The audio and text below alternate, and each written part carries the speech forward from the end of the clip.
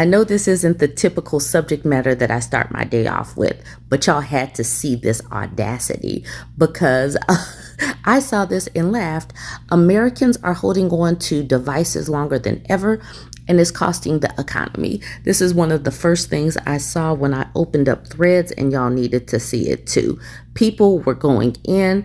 This has over 1,000 comments on it because people have some things to say. This comic goes perfectly. You can take a screenshot of this. So you got the really rich person. He has a $sign on his hat. It says poors wouldn't be poor if they'd stop buying things and saved. And then a poor says, okay, we won't buy things. And then the rich man just looks blankly. And then the rich man is saying, please buy things.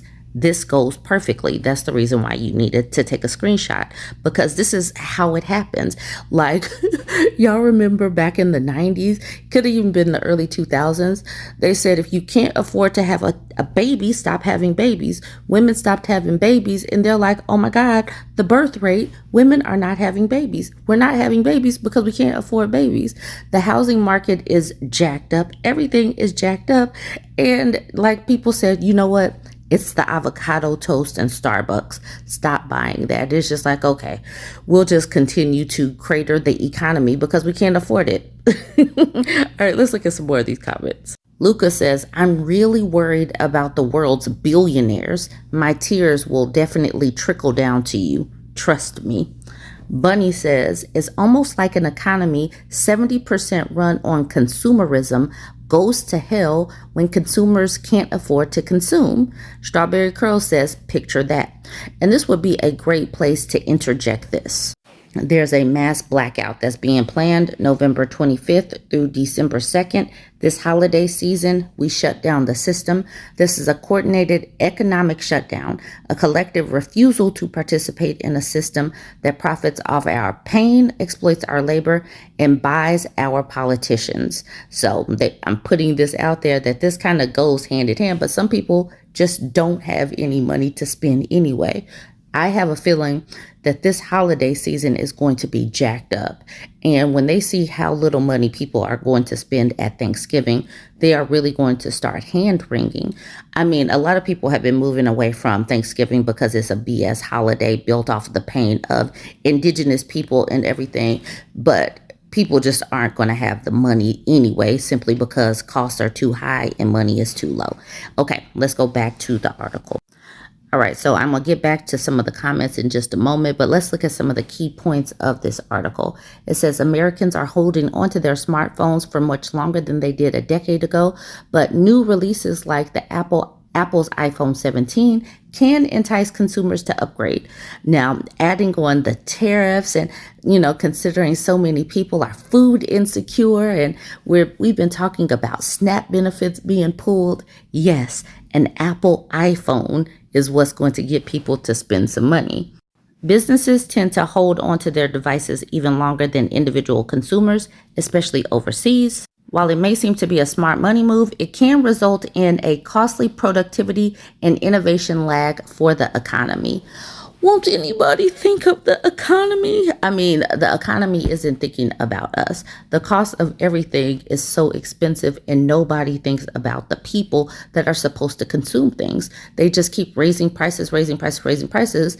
Is there not going to get to a point where people are just like, F it, I will just keep all of these clothes that I have until I completely wear them out raggedy?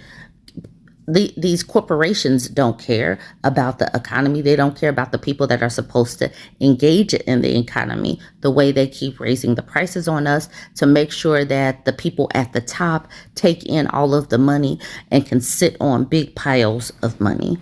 Willpower Fit Club says, me reading this from my iPhone 12 Pro. And then Melissa, she posts this picture where this woman is saying, same.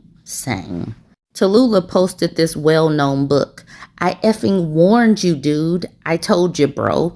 A critical analysis of capitalist production. I effing warned you, dude. I told you, bro.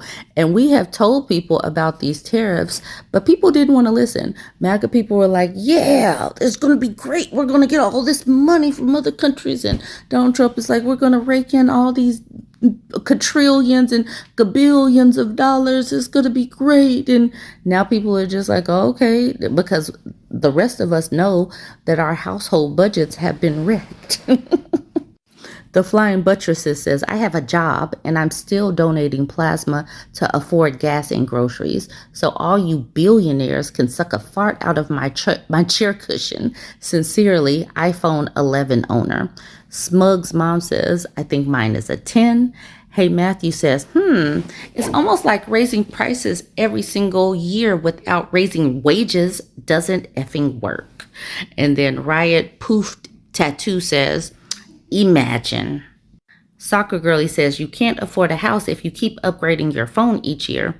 Millennials and Gen Z stop upgrading their phones. Oh no, they're destroying the economy. The Health and Wealth Diva says, Gen X2, we have iPhone SEs. Felt Mode says, can confirm. Now, I did have this iPhone SE until I killed it. It died. So I did upgrade my phone and have upgraded my phone every couple of years, but I also do all of my work on my phone. Good at Cheese says, oh no, people aren't regularly buying $1,000 smartphones. Why isn't anyone thinking of my effing yacht? Patterson Project Atlanta says, my effing yacht, new band name. Velvet Selick says, my health insurance is going up 300%. Please forgive me for not buying another effing iPhone, you ghouls. Greeble House says, let's not discuss my insane energy bill. But I thought that energy bill, gas bill, electricity bills, all these bills are going down, right? Sean Rule says, I taught my students how to measure average rate of inflation last week, and the first thing they independently came up with was, why the F are phones so effing expensive? Everything is so expensive, and if this person, I'm sure he's probably going to have them look at how much wages have increased. No wages have increased enough for people to actually afford to live. And so that's the reason why when people started shaming and blaming folks for needing food stamps, it's like, have y'all not kept up with what is going on in society? Nobody is making enough money to keep up with all of these costs. Okay, some people are making enough money, but everybody seems to be living paycheck to paycheck. Sweet Katie Ski says, my teens are excited for the landline we're going to get installed. I kind of am too, to be honest, a landline. When is the last time you had a landline or used a landline? I can't think of the last time I have used a landline. Think on that. Answer that question in the comment. When's the last time you used or had a landline? Steve posted this screenshot from the internet hippo saying, one of the best things about our beautiful economy is if everyone participating in it saved and spent money responsibly, it would immediately collapse. That is the beauty. Samo Kalo says, I always get a chuckle when people admonish others to live within their means, which would mean virtually no debt, which would in fact collapse the economy and society with it. Careful what you wish for. Okay, back to the article for you. So remember, lots of people are just holding on to the devices longer, and nobody is thinking of the economy. Even as we're going to the grocery store, just arguing with ourselves, do I really need that or not? Right here it says, the average American now holds onto their smartphone for 29 months, according to a recent survey by reviews.org, and that cycle is getting longer. The average was around 22 months in 2016. While squeezing as much life out of your device as possible may save money in the short run, especially amid widespread fears about the strength of the consumer and job market, it might cost the economy in the long run, especially when device hoarding occurs at the level of corporations. So corporations, which are raking in more money than our households, are holding on to this because they want to make sure that their CEOs and CFOs get all of the money, but screw us little people. Once again, blackout the system. We're not asking, we're shutting it down. So that was November 25th through December 2nd. This whole Black Friday, I'm wondering what it's going to look like if people actually participate and pull their money out. One more thing, watch these 2 short clips about Campbell Soup. This is amazing. These CEOs, they know that they are sending off garbage to people. Y'all have got to see this. Go ahead and watch this. Ciao. The vice president of Campbell Soup said he doesn't eat that shit. That's for poor folks. And furthermore, he don't know what's in that shit. I hope y'all picking up what I'm putting down, because these just ain't words, y'all. This shit is happening in real life. What is happening with Campbell Soup is depravity. Hold on. We have shit for fucking poor people. Who buys our shit? People are fucking I don't buy Campbell's products barely anymore. It's so healthy. Now that I know what the in it, even in a can of soup, I look at it, look at meat, bioengineered meat. I don't want to eat a piece of chicken that came from a 3D printer. You? And this is exactly what I mean. While I'm teaching about terms like depravity, subjugation, and impunity, please understand that these terms are not abstract. They're not theoretical. These things are happening in real time. These elite, racist white folks don't just exploit people. They profit off of our health, our hunger, and our vulnerability. The mass blackout is coming up, y'all. November 25th through December 2nd. They only understand the almighty dollar.